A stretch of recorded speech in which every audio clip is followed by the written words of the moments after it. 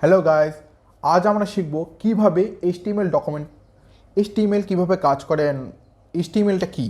Actually এইচটিএমএলটা একটি hyper text markup language.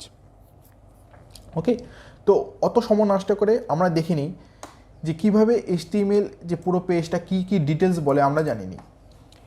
প্রথমে আমরা দেখছি এইচটিএমএল ডক টাইপ এইচটিএমএল। ওকে, এই ডক টাইপ এইচটিএমএল এটা আমাদের বোঝায় যে এই পেজটি HTML5 আছে। ওকে, অ্যান্ড তারপর আছে HTML, পুরো যা যা আছে, head tag, title tag, body tag, H1 tag, P tag, body HTML যা যা আছে সব এই HTML ট্যাগের মধ্যে আছে।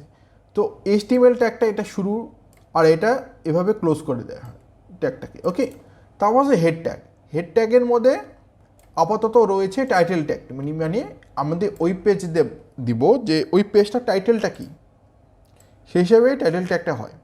আর এখানে এই হেডটা এখানে ক্লোজ করা হয়েছে। বডি ট্যাগের মধ্যে অনেক কিছু থাকে, যেমন লাইক বডি ট্যাগের মধ্যে যত রকম যে এলিমেন্ট আপনারা দেখবেন, যত ওয়েবসাইটে যত রকম কিছু আছে, যত টেক্সট আছে, যত ফটো রয়েছে, যত ভিডিও রয়েছে, কালারিং রয়েছে, সব কিছু রয়েছে এই বডির মধ্যে। ওকে, এই বডির মধ্যে সব কিছু রয়েছে। যেমন আমরা এখানে রেখেছি H1 ফার্স্ট হেডিং, মানে এটা H1 টু H6 পর্যন্ত যায়। আর P হচ্ছে প্যারাগ্রাফ, মানে ছোটো টেক্সট। এখন আমি আপনাকে খুলে দেখাচ্ছি, দেখছেন, this is my first heading and this is a first paragraph. Okay, this is a first heading, এটা মানে বড়ো হেডিং হয়।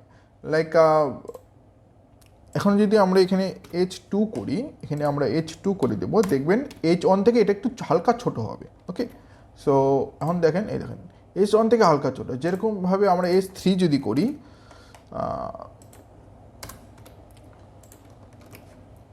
এখানে একটু ছোট পাবেন। তারপর H4 করি যদি, আরও ছোট পাবেন। তো এরকম করে